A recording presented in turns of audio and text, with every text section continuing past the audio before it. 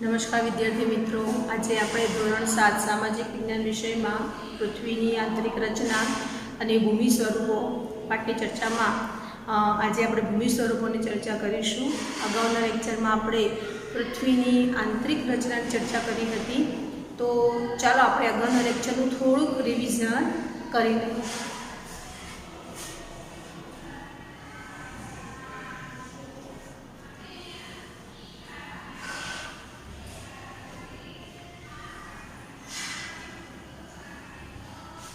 Sir जो विद्यार्थी मित्रों एन उपरनु जे भूकवच छे एने आपणे पोपड़ा तरीके पण ओळखीए छीए, जे 35 किमीनी जाडाई धरावे छे। आ भूकवच सिलिका अने एल्युमिना जेवा खनिजोनो बनेलो छे। केवा तो सिलिका अने एल्युमिना जेवा खड़कोनो बनेलो छे, એટલે એ સીઆર તરીકે ઓળખાય છે। સી એટલે સિલિકા અને એલ એટલે એલ્યુમિના। પછી એનું બીજું જે લેયર છે ભૂકવચની નીચે એ સીમા તરીકે ઓળખાય છે। सिलिका अने मैग्नेशियम जेवा खनिजोनुं बनेलुं छे, एटले ए सीमा तरीके ओळखाय छे। हवे जोईए आ पण जेने मेंटल तरीके ओळखवामां आवे छे, जे 2900 किमीना विस्तारमां फैलायेલું छे। हवे जोईए आ एना बंने पण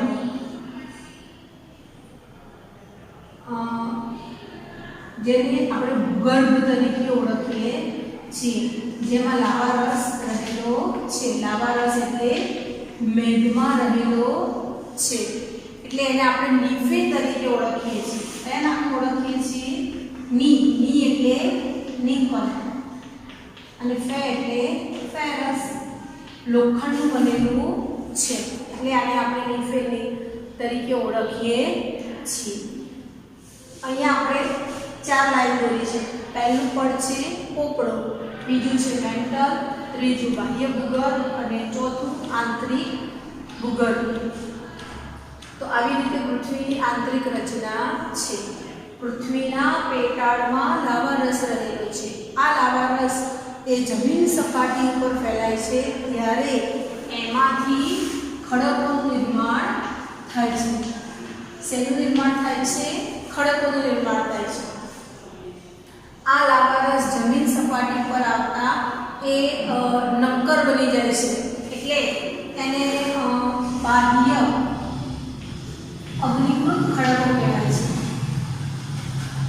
અને એ आ लावारस अंदर ज એટલે आंतरिक भागमां ज खड़क बनावे छे, जेने आंतरिक अग्निकृत खड़क कहेवाय छे।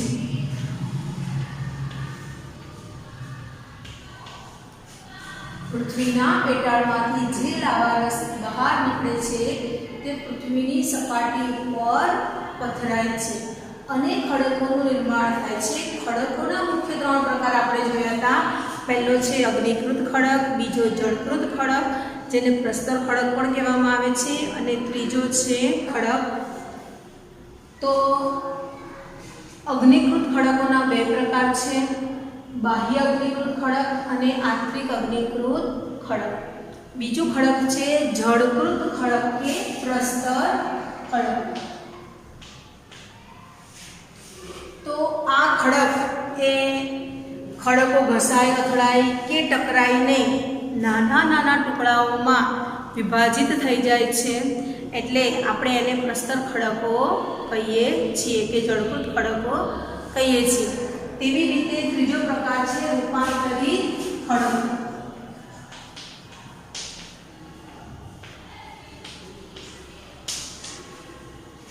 તો ખડકો પર अतिशय ઊંચા તાપમાન અને દબાણને કારણે રૂપાંતર થાય છે. એક ખડકમાંથી બીજા ખડકમાં રૂપાંતરિત થાય છે. એટલે આપણે એને કેવા ખડકો કહીએ છીએ? રૂપાંતરિત ખડકો. આપણે ખડક ચક્રની પણ ચર્ચા કરી હતી કે પૃથ્વીના પેટાળમાંથી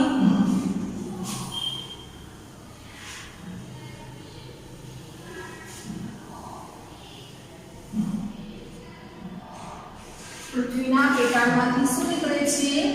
મેગ્મા નીકળે છે. આ મેગ્મા એ અગ્નિકૃત ખડકમાં પરિવર્તિત થાય છે. અગ્નિકૃત ખડકમાંથી જળકૃત ખડક અને પ્રસ્તર રૂપાંતરિત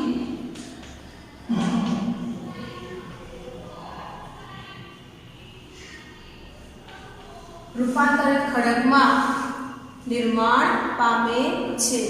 અને એ ફરી પાછો તો આ ખડકોનું એક ચક્ર છે. ખડકોમાંથી આપણને શું મળે છે? ખનિજો મળે છે. શું મળે છે? ખનિજો. હવે પહેલા જોઈએ કે ખનિજો એટલે શું? ખનિજો એટલે ખડકોમાંથી પ્રાપ્ત થતા ચોક્કસ ભૌતિક ગુણધર્મ અને રાસાયણિક બંધારણ ધરાવતા ઘન, વાયુ અને પ્રવાહી પદાર્થોને ખનિજો કહેવાય છે. અહીંયા આપણને આપે છે કે પેટ્રોલ, ડીઝલ, યુરેનિયમ, થોરિયમ, કુદરતી ગેસ, કુદરતી વાયુ, આ બધા ઈંધણ તરીકે વપરાતા ખનિજો છે. હવે જોઈએ આપણે આજના ટોપિકની ચર્ચા કરીશું ભૂમિ સ્વરૂપો.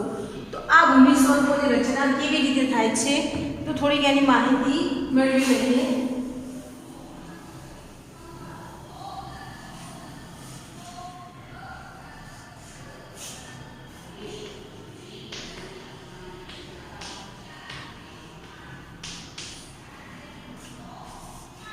પહેલા જોઈએ કે પૃથ્વીના પેટાળમાં ભૂતકતી એટલે કે પ્લેટો આવેલી છે અને આ પ્લેટો એ ખસે છે.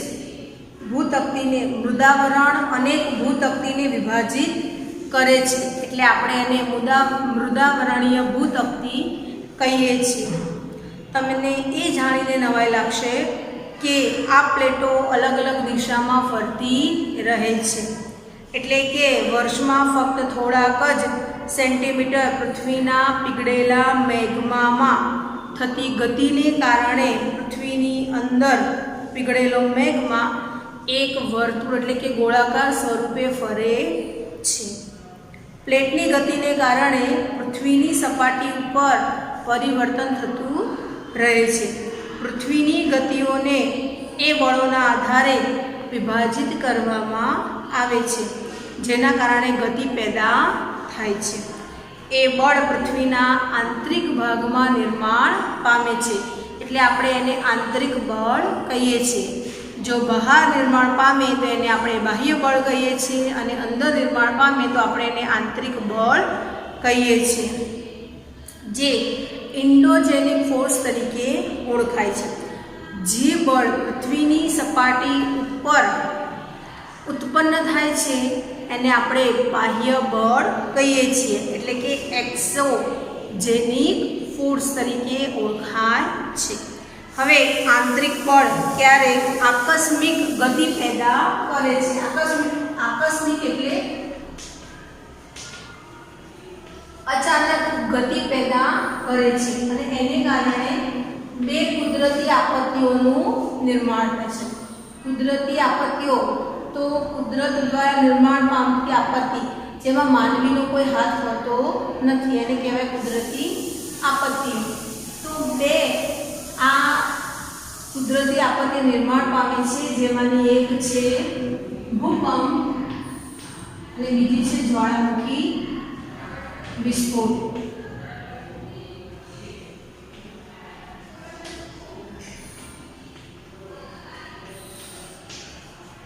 એક છે ભૂકંપ અને બીજી છે જ્વાળામુખી વિસ્ફોટ. ભૂકવચ પર ખુલ્લું એક છિદ્ર હોય છે અને જેમાંથી પીગળેલો પદાર્થ, તમે સૌ જાણતા જ હશો કે જ્વાળામુખી તો પૃથ્વીના નીચે રહેલો લાવા આ પૃથ્વીની સપાટી છે, અથવા તો આપણે એનું ભૂકવચ પણ કહી શકીએ. તો પૃથ્વીના નીચે રહેલો આ ધગધગતો લાવા એ અહીંયા આપેલા કોઈ છિદ્રમાંથી બહાર નીકળે છે. ક્યાં નીકળે છે? બહાર નીકળે છે, જમીન સપાટી પર ફેલાય છે. ત્યારે એવું પણ થાય કે તે પ્રચંડ ધડાકા સાથે બહાર નીકળે છે અને આપણે શું કહીએ છીએ? જ્વાળામુખી વિસ્ફોટ. શું કહીએ છીએ? જ્વાળામુખી વિસ્ફોટ. જ્વાળામુખી વિસ્ફોટ કહીએ છીએ. આ મૃદાવરણીય ભૂતપ્તીની ગતિશીલતાથી પૃથ્વી ઉપર કંપન એટલે કે ધ્રુજારી થાય છે. આ કંપન તેના કેન્દ્રની ચારે બાજુ, માનો કે અહીંયા કંપન અનુભવાયું, પૃથ્વીના આ ભાગમાં કંપન અનુભવાયું, તો એની ચારે બાજુ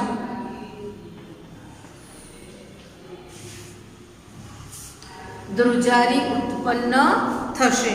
કંપનને આપણે શું કહીએ છીએ? ભૂકંપ. તમે તો ભૂકંપને કદાચ નહીં અનુભવ્યો હોય, પરંતુ તમે તમારા માતા પિતાને એમનો અનુભવ પૂછશો તો તમને કહેશે કે આજથી લગભગ 20 વર્ષ પહેલાં એટલે કે 2001ની સાલમાં 26મી જાન્યુઆરીના દિવસે ગુજરાતમાં કચ્છ જિલ્લાના ભચાઉમાં ભૂકંપ આવ્યો હતો. એનું કેન્દ્રબિંદુ હતું અને સમગ્ર ગુજરાતમાં એની અસર થઈ હતી. ગુજરાત પડોશમાં પાકિસ્તાન દેશ છે, ત્યાં પણ તેની અસર થઈ હતી. તો 6.7 તીવ્રતાનો એ ભૂકંપ હતો. ભૂકંપ એક ક્ષણિક હોય છે અને ભૂકંપની તીવ્રતા ઉપર એની અસર રહેલી છે કે એની જેટલી તીવ્રતા હશે એટલા પ્રમાણમાં એ નુકસાન કરશે. જો ઓછી તીવ્રતાનો હશે તો આપણને જરા પણ ખ્યાલ આવશે નહીં, પરંતુ એની તીવ્રતા વધારે હશે તો એ બહુમાળી મકાનોને ક્ષણમાં પાડી દે છે અને ભયંકર નુકસાન કરે છે. તો તમે તમારા માતા પિતાને એમના અનુભવ પૂછી અને ભૂકંપ વિશે માહિતી મેળવી શકો છો. ભૂકવચની નીચે જે સ્થાને અને જ્યાંથી કંપનની શરૂઆત થાય છે તેને આપણે શું કહીએ છીએ? ભૂકંપનું ઉદ્ગમ કેન્દ્ર. કંપન ઉદ્ગમ કેન્દ્રના બહારની તરફ તરંગો રૂપે ગતિ કરે છે. એની આસપાસ એ તરંગો રૂપે ગતિ કરે છે. ઉદ્ગમ કેન્દ્રના નજીકની સપાટીના કેન્દ્રને ભૂકંપ કેન્દ્રના નજીકની સપાટીના કેન્દ્રને અધિકેન્દ્ર કે નિર્ગમન કેન્દ્ર કહેવામાં આવે છે અને આ નિર્ગમન કેન્દ્રની આસપાસ વધારે નુકસાન થાય છે. અધિકેન્દ્રથી અંતર વધવાથી ભૂકંપની તીવ્રતા કેવી થાય છે? ઓછી. એ વખતે 2001ની સાલમાં અમદાવાદમાં પણ ભૂકંપનો અનુભવ થયો હતો. તો અમદાવાદમાં પણ નુકસાન થયું હતું, પણ જેટલું નુકસાન કચ્છ જિલ્લામાં થયું હતું એટલું નુકસાન અન્ય કોઈ જિલ્લામાં થયું નહોતું. નુકસાન બધે થયું હતું. બહુમાળી ઇમારતોને પણ નુકસાન પહોંચ્યું હતું, પણ ત્યાં તો બહુમાળી ઇમારતો પડી ગઈ હતી. એટલે જ્યાં ઉદ્ભવ કેન્દ્ર છે એ પોતાના તરંગોને ચારે બાજુમાં ફેલાવે છે. એટલે ભૂકંપ કેન્દ્રની બાજુમાં અધિકેન્દ્ર હોય છે, નિર્ગમન કેન્દ્ર હોય છે, ત્યાં એની અસર સૌથી વધારે થાય છે. અને જેમ જેમ એનાથી દૂર જઈએ છીએ તેમ તેમ એની તીવ્રતા કેવી હોય છે? ઓછી હોય છે. ભૂકંપની આગાહી એ સંભવ નથી. એટલે આપણે ભૂકંપની આગાહી કરી શકીએ નહીં. ભૂકંપ આવવાનો છે એવી આપણને ખબર પડે નહીં. જેમ કે ચોમાસાની ઋતુમાં વરસાદ પડવાનો છે તેની આપણને અગાઉથી જાણકારી હોય છે. વધુ વરસાદ પડશે એવી પણ આગાહી હવામાન ખાતા દ્વારા કરવામાં આવે છે. દરિયામાં હવાનું હળવું દબાણ રચાય ત્યારે પણ આગાહી કરવામાં આવે છે વરસાદની, વાવાઝોડાની વગેરે. પરંતુ ભૂકંપ એવી આપત્તિ છે કે ભૂકંપ આવવાનો છે એની ચોક્કસ માહિતી મળતી નથી, પરંતુ ભૂકંપ આવે છે ત્યારે રિક્ટર સ્કેલ ઉપર આપણે એની તીવ્રતાને માપી શકીએ છીએ. ભૂકંપમાં વેગ માપક યંત્ર, જેને સિસ્મોગ્રાફ તરીકે ઓળખવામાં આવે છે, તેના આધારે આપણે એની તીવ્રતાને જાણી શકીએ છીએ. પરંતુ આપણને ચોક્કસ અંદાજો આપવો હોય તો લોકો કેવી રીતે અંદાજો મેળવે છે? તો ભૂગર્ભમાંથી સરીસૃપ પ્રાણીઓ, જેમ કે સાપ, તો આવા સરીસૃપ પ્રાણીઓ એ ભૂગર્ભમાં એમના જે રહેવાની જગ્યા છે ત્યાંથી બહાર આવવા લાગે છે. માછલીઓ ઝડપથી કૂદકા મારે છે અને પ્રાણીઓનું અલગ પ્રકારનું વર્તન, આ બધી બાબતો આપણને સંકેત આપે છે કે હા, ભૂકંપ જેવી કુદરતી આપત્તિ આવવાની છે.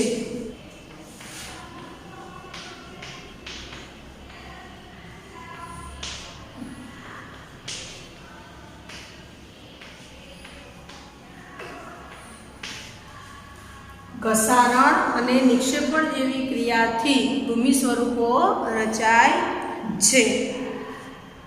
નદી, હિમનદી, સમુદ્રના મોજા, આ બધા પરિબળો એ ગતિશીલ પરિબળો છે, એટલે બધા ગતિ કરે છે. પવન આવે છે, સમુદ્રના મોજા આવે છે, નદીઓ વહે છે, તો આ બધા કેવા પરિબળો છે? ગતિશીલ પરિબળો છે. તેમના વહન માર્ગમાં આવતા, માનો કે નદી, તો નદી વહે છે, હિમ નદી વહે,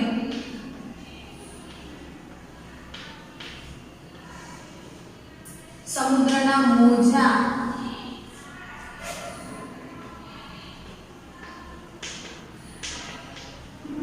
આ બધા પરિબળો કેવા પરિબળો છે? ગતિશીલ પરિબળો છે. અને આ બધા ગતિ કરે છે ત્યારે એમના માર્ગમાં ભૂમિભાગ આવે છે. તો એ ભૂમિભાગના કેટલાક પદાર્થોને પોતાની ભૂમિભાગને ઘસે છે, એને આપણે કહીએ છીએ ઘસારણ. આ પ્રક્રિયાને કહેવાય ઘસારણ. હવે જોઈએ નિક્ષેપણ.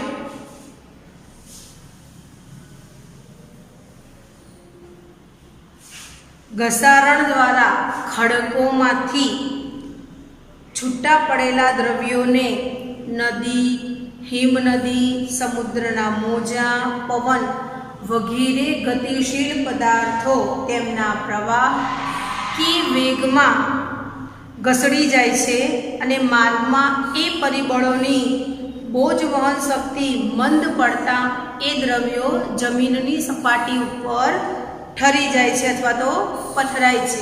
એને આપણે કહીશું નિક્ષેપણ. ઘસારણ દ્વારા જે પદાર્થો અથવા તો જમીનનો જે ભાગ ઘસાયો છે તે નદી, હિમનદી, પવન અને સમુદ્રના મોજા, આ બધું તે પોતાની સાથે ઘસડીને લાવે છે. અને જ્યારે તેઓ વહન કરતા હોય છે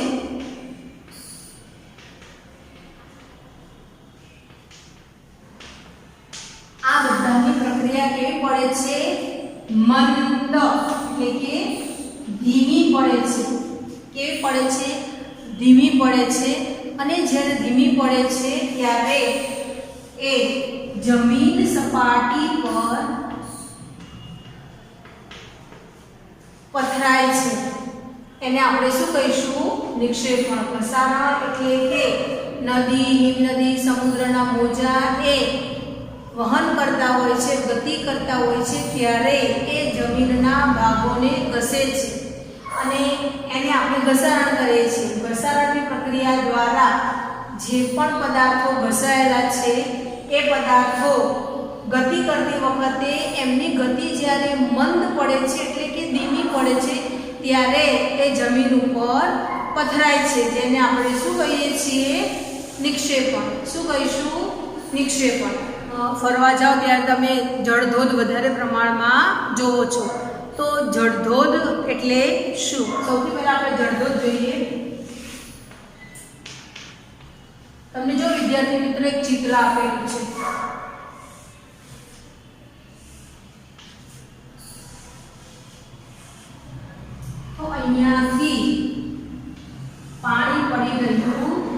છે. આ શું છે? જળ ધોધ. શું છે? જળ ધોધ. નદીના પાણીથી જમીનનું ઘસારણ થાય છે. જ્યારે નદી નક્કર ખડક પરથી સીધા ડોળાવાળી ખીણ કે નીચાણવાળી ભૂમિમાં પડે છે ત્યારે જળધોધ રચાય છે. આપણી શાબ્દિક ભાષામાં કહીએ ને તો નદી જ્યારે વહેતી હોય ત્યારે એ ઊંચાઈ એટલે ઊંચા ખડકો પરથી પોતાનું પાણી નીચે ખીણોમાં કે નીચાણવાળી જમીન ઉપર પડે ત્યારે જળધોધ રચાય છે. વિદ્યાર્થી મિત્રો, ભારત ઘણો વિશાળ દેશ છે અને આપણા દેશમાં ઉત્તર ભારતની નદીઓ અને દક્ષિણ ભારતની નદીઓ બંનેની અલગ અલગ વિશેષતા છે. દક્ષિણ ભારતની નદીઓ સૌથી વધારે જળધોધની રચના કરે છે. ઉત્તરની નદીઓ 12 માસ પાણીથી ભરપૂર રહે છે એની વિશેષતા છે. અને દક્ષિણની નદીઓ એ જળધોધ રચે છે કારણ કે દક્ષિણની નદીઓ ઉચ્ચ પ્રદેશમાંથી વહે છે.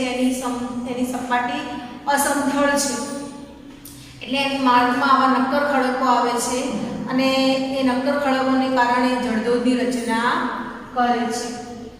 ફરી એક વખત રિપીટ કરી લઈએ. જળધોધ એટલે શું? તો નદીનું પાણી એ નક્કર ખડકો પરથી ખીણમાં કે નીચાણવાળી જમીનો ઉપર પડે ત્યારે જળધોધ રચાય છે. હવે જોઈએ, જ્યારે નદી મેદાન ક્ષેત્રમાં પ્રવેશ કરે તો તે વળાંકવાળા માર્ગ પર વહેવા લાગે છે. નદી એ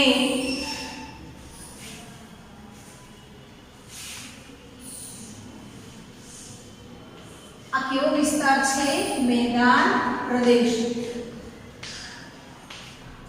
તો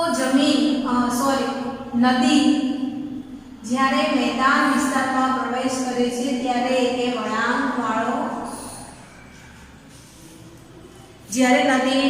નદી મેદાન ક્ષેત્રમાં પ્રવેશ કરે છે તો તે વળાંકવાળા માર્ગ પર રહેવા લાગે છે.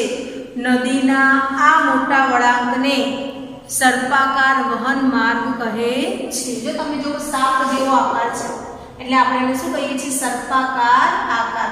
પણ આ ક્યારે થશે? જ્યારે નદી એ મેદાન પ્રદેશમાં વહે ત્યારે. જ્યારે નદી નક્કર ખડકો પરથી વહે અને ખીણમાં એનું પાણી પડે એ જળધોધની રચના કરે છે.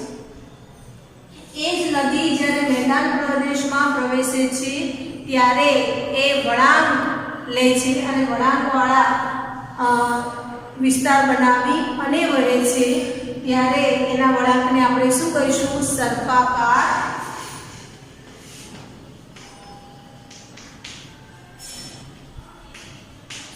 કેવો વળાંક છે? સર્પાકાર વળાંક અથવા તો સર્પાકાર એનો વહન માર્ગ બનાવે છે. આ સર્પાકાર વહન માર્ગના કિનારા પર સતત ઘસારણ અને નિક્ષેપણ શરૂ થઈ જાય છે.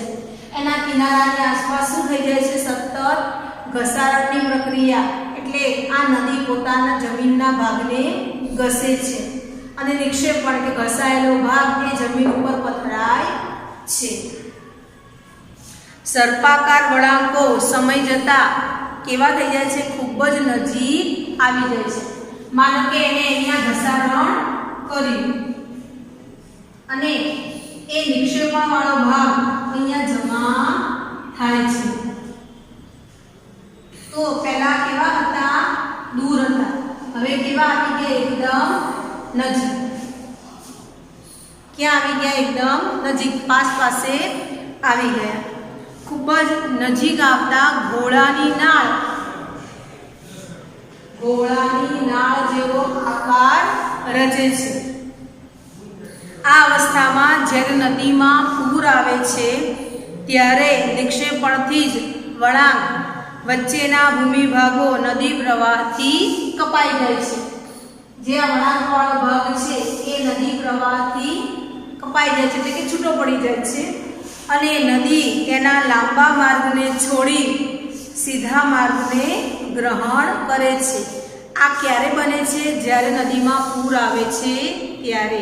જ્યારે નદીમાં પૂર આવે છે ત્યારે ગોળાની નાળ આકારનો જે ભાગ બન્યો છે એને નદી છોડી દે છે અને આ લાંબો માર્ગ છે, વળાંકવાળો માર્ગ કેવો છે? લાંબો છે. એ શું કરશે? ત્યારે સીધો માર્ગ પસંદ કરશે. નદીના છોડેલા નળાકાર ભાગમાં પાણી રહી જાય છે અને એ રહી ગયેલું પાણી એ સરોવરની રચના કરે છે, એટલે આપણે એને નળાકાર સરોવર કહીએ છીએ. ક્યારેક નદી પોતાના કિનારાથી બહાર વહેવા લાગે છે, પરિણામે નજીકના વિસ્તારોમાં કાંપ અને અન્ય પદાર્થોનું નિક્ષેપણ કરે છે. તેને પૂરના મેદાનો કહે છે. નદી જ્યારે પોતાના કિનારાની બહાર વહેવા લાગે ત્યારે એ કાંપ અને નિક્ષેપણનું કાર્ય કરે છે કે પોતાની સાથે જે પણ વસ્તુ તે ઘસડાઈને લાવી છે તે નજીકના વિસ્તારોમાં ભૂમિ સપાટી ઉપર પાથરે છે. એટલે એ કાંપના મેદાનો કે પૂરના મેદાનો તરીકે ઓળખાય છે. જે જમીન અતિશય ફળદ્રુપ હોય છે, એટલે કે ખૂબ જ ફળદ્રુપ હોય છે, તેનાથી સમતલ ફળદ્રુપ પૂરના મેદાનોની રચના થાય છે. જ્યારે નદીના બંને કિનારે મોટા પ્રમાણમાં કાંપ અને માટીના નિક્ષેપણથી લાંબા અને ઓછી ઊંચાઈના અનેક ઢગ રચાય છે, એને આપણે શું કહીએ છીએ? કુદરતી તટબંધ કહીએ છીએ. જો વિદ્યાર્થી મિત્રો, આપણને પાઠ્યપુસ્તકમાં આકૃતિ આપેલી છે,